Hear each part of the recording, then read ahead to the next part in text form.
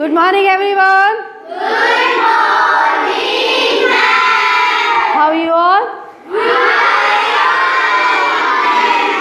Okay. In previous class, we had discussed about the heritage. What do you mean by the heritage? Anyone? What do you mean by the heritage? Anybody?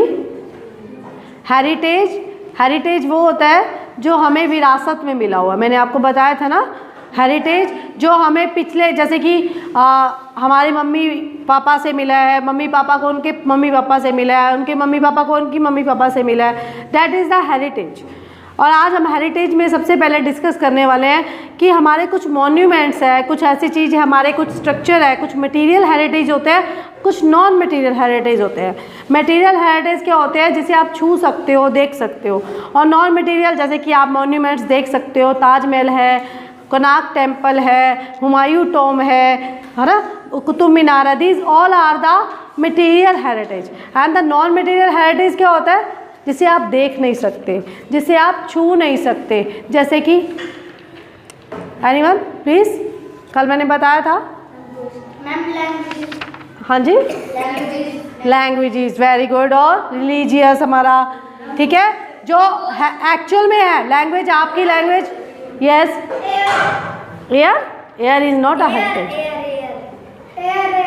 No बेटा, air is not a heritage. ये तो natural चीज़ है जो नहीं, languages है, जैसे आपका religious है, ठीक है, आप किस धर्म से हो, पीछे से आता जा रहा है, क्या इसको देख सकते हो, छू सकते हो? लैंग्वेज जो आपकी लैंग्वेज है, क्या आप देख सकते हो, क्या छू सकते हो? आपकी लैंग्वेज क्या है? आपकी लैंग्वेज क्या है? आपके घर में हरियाणवी बोलते हैं तो आप हरियाणवी टच आ जाता है आपकी, ठीक है, आप हिंदी बोलते हो तो हिंदी बोलते रहते हो, इंग्लिश में इंग्लिश। तो ये लैंग्वेज जो है आपको विरासत में मिली है। These all are the non material heritage. Material heritage क्या होती है? जिसे आप देख सकते हो, जैसे कि आपके मॉन्यूमेंट्स है, आपके ताजमहल है, कोई भी पुराना किला है, ये सारी चीज़ें मटेरियल हेरिटेज होते हैं। और नॉन मटेरियल हेरिटेज जिसे आप देख नहीं सकते, छू नहीं सकते, जो इंटेंजिबल होती है, जैसे कि लैंग्वेजेस वगैरह और आपका रिलीजियस वगैरह, these all are the non material heritage. आज हम कुछ पढ़ेंगे मटेरियल हेरिटेज के बारे में, जिसे आपसे में से काफ़ी बच्चे उस पर गए भी होंगे। जैसे कि for example, first of all Taj Mahal कौन कौन बच्चा गया हुआ है?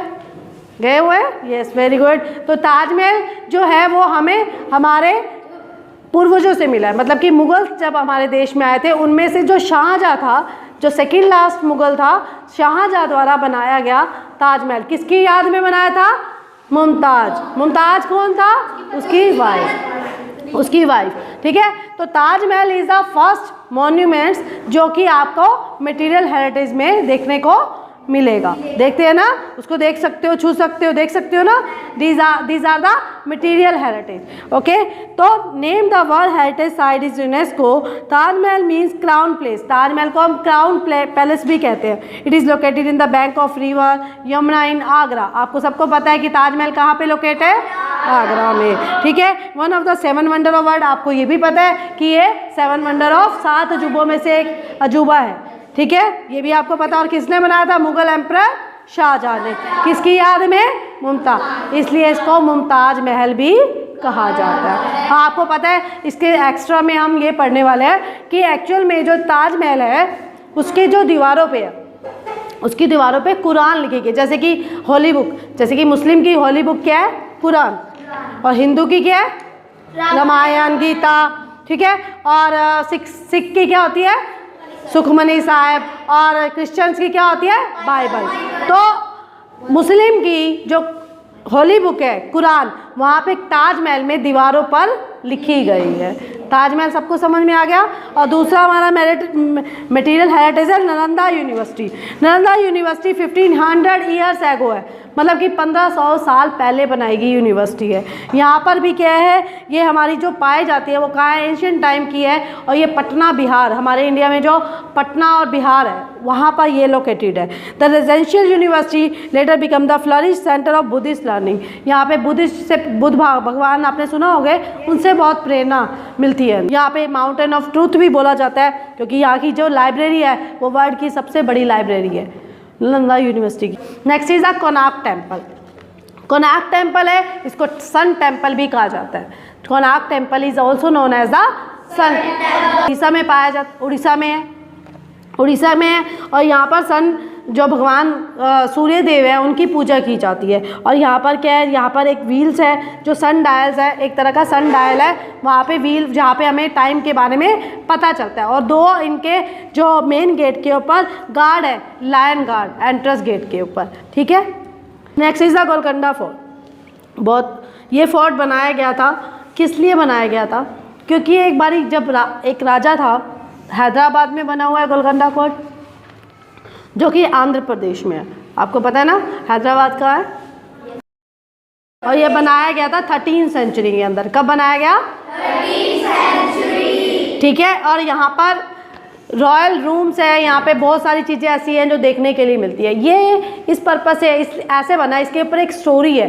गोलकोंडा फोर्ट बनाने के पीछे एक स्टोरी ये है कि एक बारी राजा, जब वहाँ पर राजा, ये एक सबसे बड़ी बात है, ये एक हिल पे बनाया गया है। हिल पता है ना, पहाड़ी पे। तो एक बारी राजा क्या था, उसने वहाँ पे ताड़ी बजाई, क्लैप किया। तो क्लैप क्या किया, तो वो क्लैप की आवाज़ बहुत दूर तक गई, बहुत ज़्यादा दूर तक गई, जिससे उसको राजा को लगा कि ये तो बहुत बढ़िया चीज़ है कि मतलब अगर हमें अपने दुश्मनों से बचना है, दुश्मनों से हम अगर बचना चाहते हैं तो जो मेन गेट से अगर ताली बजाएंगे तो हमें दूर तक सुनाई देगा। तो राजा ने वहाँ पर अपना एक किला बनाया जहाँ पर वो रहता था। The fort of Golconda is situated near the Hyderabad, Andhra Pradesh. It was built in 13th century and is located in a hill. ये किस पे लोकेट है? हिल के ऊपर। It is a 10 kilometre long, ये बहुत 10 किलोमीटर लंबा है। Thick outer wall, there are a number of cannons, gateway and the royal room. The most interesting features of this fort that is built in such a way when the king would clap. मैंने आपको बताया कि जब एक बार king ने, राजा ने clap किया, the sound could be heard in the fort main gate. Main जो उस किले की जो मेन गेट था वहाँ तक सुनाई दिया था। This was a great use the time of attack to the outside threat. अगर कोई बाहर से कोई अटैक करना चाहता है तो उससे आसानी से पता चल जाएगा। The fort consist of A palace, parade ground, mosque, armoury and other structure है। इसलिए इस गेट को फतेह दरवाज़ा भी कहा जाता है। Fateh Darwaza is the gate of victory. What do you mean by the Fateh? Fateh मतलब विक्ट्री, विक्ट्री का साइन है। क्योंकि क्या था, राजा जब वहाँ पे क्या क्लैपिंग करते थे तो वो राजा को पता लग जाता था। तो वो क्या था, उस 10 किलोमीटर लॉन्ग था ना, ये 10 किलोमीटर क्रॉस करने में टाइम लगता है और वैसे भी हिल में था तो टाइम तो लगेगा। तो इसलिए राजा पहले से अवेयर हो जाता था, जिसकी वजह से उसको पहले से पता लग जाता था। That is called the Golconda fort. समझ में आ गया? उसके बाद है मैसूर पैलेस। मैसूर पैलेस, ये नाम से पता चल रहा है मैसूर, ये एक्चुअल में मैसूर में ही बनाया गया है, इसलिए इसका नाम मैसूर पैलेस रखा गया है। मैसूर कहाँ है आपका? कर्नाटका में। कहाँ है? कर्नाटका में। This famous place was first built in 14th century. कब बनाया गया ये? 14th century. और इसको क्या है, ये बार बार बनाया गया, बार बार तोड़ा गया।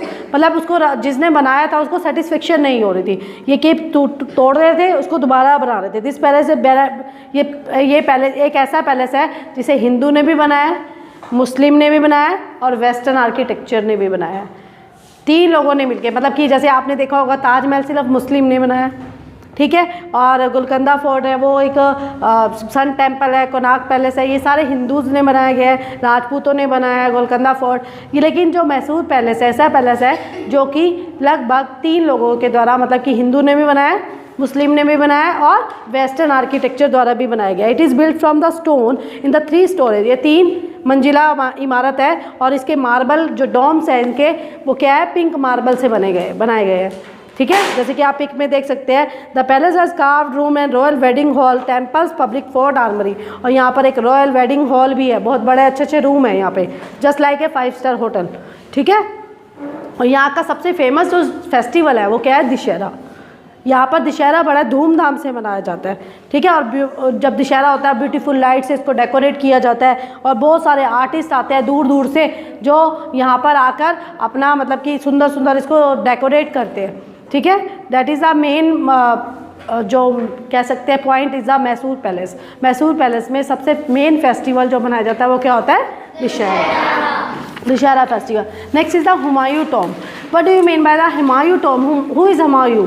हुमायूं किसके पापा थे? अकबर के। आपको पता है सबसे पहला जो मुग़ल्स आए थे उसमें सबसे पहले बाबर आए थे। बाबर का बेटा हुमायूं, हुमायूं का बेटा अकबर, अकबर का बेटा जहांगीर, जहांगीर का बेटा शाहजहाँ, शाहजहाँ का बेटा Aurangzeb, Aurangzeb is the last one. Bahadur Shah Zafar उसमें से बचा था जो 1857 की क्रांति में मारा गया था। ठीक है। हुमायूं टॉम, हुमायूं टॉम एक Mughal king is the father of famous emperor Akbar. मैंने आपको बताया जो आपने अकबर के नाम तो सबने सुना ही होगा ना, जोधा अकबर आपने देखा होगा। ठीक है, जोधा अकबर और अकबर बीरबल की स्टोरीज बहुत फेमस है। तो ये अकबर वही है जिसके पापा हुमायूं, जिसकी याद में हुमायूं टॉम बनाया गया था। देखो जो शाहजहाँ था वो भी एक क्या था? मुग़ल था, जहांगीर का बेटा था, और ये अकबर का फादर था।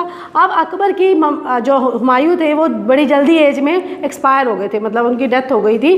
तो उनकी माँ ने अपने हस्बैंड की याद में बनाया था, मतलब कि उसने शाहजहाँ ने अपनी बीवी की याद में, अपनी वाइफ की याद में क्या बनाया था? ताजमहल। ठीक है। और इन्होंने अपने हस्बैंड की याद में हुमायूं टॉम बनाया था, जिसे पूरा किया गया था बाद में। Humayun is the Mughal king and the father of famous emperor Akbar. After the death of Humayun his wife Haji Begum, इसकी वाइफ ने Haji Begum started the construction of the tomb in 16th century in Delhi.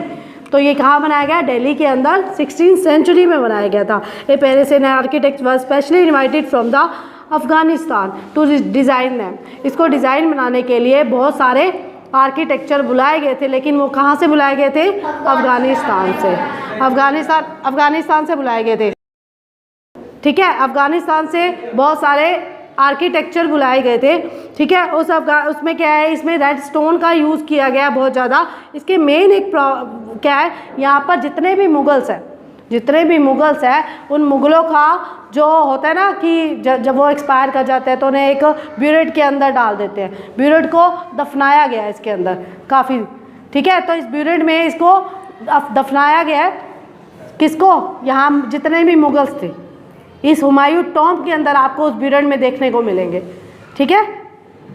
जैसे अकबर की ब्यूरेट, जैसे कि उनकी मृत शरीर होता है लोगों का, जो हम ब्यूरेट में डाल कर उसको दफनाया गया है। तो ये सारा किस में दफनाया गया है? हुमायूं टॉम के अंदर बना। ठीक है। और it has a Charbagh garden with water channel running at the centre. It is one of the most famous garden Tom in India. इसमें बहुत बड़ा गार्डन है जहाँ पे वाटर चैनल लगे हुए हैं। आज तक मोटर से चलते हैं ना, ये आपने फाउंटेन्स वगैरह देखे होंगे। ठीक है। ये यहाँ पर देखने को लोग बहुत दूर दूर से आते हैं। The Mughal kingdom are the buried in this tomb. Humayun tomb is the now is the world heritage site. ये भी एक वर्ल्ड हेरिटेज साइट है, हमें विरासत में मिली हुई साइट है। ठीक है, समझ में आ गया। Next is the cathedral church. ये कहाँ पर है? गोवा के अंदर है। ठीक है। ये सबसे वर्ल्ड की फेमस चर्च है। ठीक है, बहुत बड़ी चर्च है। कंट्री की बात की जाए तो एशियन कंट्री में सबसे बड़ी चर्च की बात की जाए तो कौन सी चर्च है?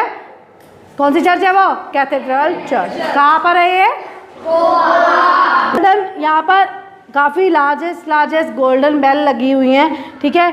और the church is influenced with the Portuguese architecture. The construction of this church took 100 years and it was completed in the 17th century.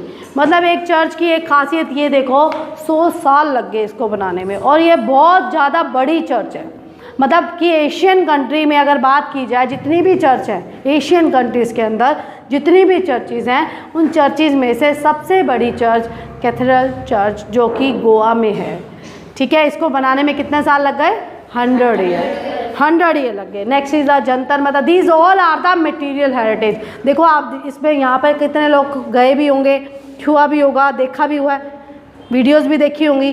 ठीक है। ये these are the material heritage. तो मटेरियल हेरिटेज क्या होता है? जिसे आप देख सकते हैं, छू सकते हैं। समझ में आ रहा है? आप डिफरेंस कर पा रहे हो कि हमें विरासत में मिला, हमने अभी नहीं बनाया। एंशिएंट टाइम का है, मेडिवल टाइम का है, ये अभी मॉडर्न टाइम का नहीं है, ये पुराने इतिहास का है हमारा, जो हमें विरासत में मिला हुआ है। ये हमारे देश की सुंदरता को बढ़ाते हैं ये हेरिटेज। ठीक है। जिससे लोग टूरिस्ट लोग यहाँ पर देखने के लिए आते हैं। नेक्स्ट एक आपने जयपुर में देखा होगा Jantar Mantar. This all are the material heritage, है ना। Jantar Mantar at Jaipur is the largest stone observatory in the world. It is built the Maharaja Jai Singh in the early 18th century. किसके द्वारा बनाया गया था? महाराजा जय सिंह के द्वारा। किस कौन सी सेंचुरी में?